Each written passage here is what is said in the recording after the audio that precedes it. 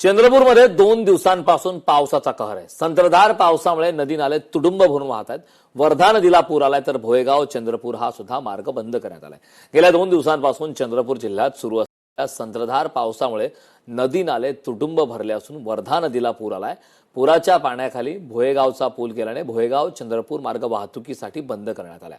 प्रशासनाने नागरिकांना नदी नाले आणि पूरग्रस्त भागांपासून दूर राहण्याचं आवाहन केलं असून या परिस्थितीवर बारकाईने लक्ष ठेवलं जात आहे। दरम्यान हवामान विभागाने आज जिल्ह्यासाठी ऑरेंज अलर्ट जारी केलाय। नागरिकांनी आवश्यक ती खबरदारी घेण्याचं आवाहन यावेळी करण्यात आलं।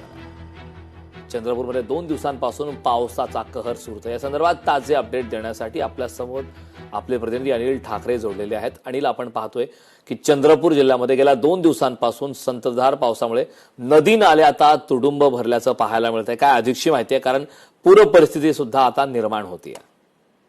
निश्चित कारण की मागील 24 तासापासून आहे चंद्रपूरमध्ये संततधार पाऊस होता आणि रेड अलर्ट तरी जाहीर केलेला होता। तर दुसरीकडे आज ऑरेंज अलर्ट आहे आणि काल सतत 2 दिवसामुळे जो पाऊस झाला आहे त्याच्यामुळे नदी नाले आहे ते तुडुंब भरून वाहत आहे।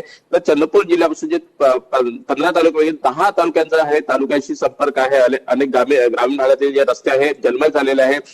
चंद्रपूर गडचंदूर मार्ग आहे हा पूर्णपणे बंद झालेला आहे, कारण की वर्धा नदीवरती पूर आल्यामुळे हा संपूर्ण मार्ग बंद करण्यात आलाय। तर चिमूर तालुक्यामध्ये आहे वीज कोसळून एकाचा मृत्यू देखील झालेला आहे। तर सिंदेवाही तालुक्यामध्ये घराची भिंत कोसळून एक महिला गंभीर जखमी झालेली असल्याचं पाहायला मिळत आहे।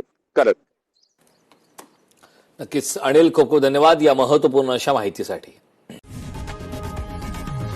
लोकशाही मराठी ऐका, पहा, जागरूक रहा।